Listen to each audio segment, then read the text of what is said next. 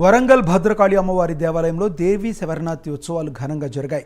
ఉత్సవాల్లో భాగంగా చివరి రోజు అమ్మవారికి తెప్పోత్సవంను అర్చకులు వైభవపేతంగా నిర్వహించారు.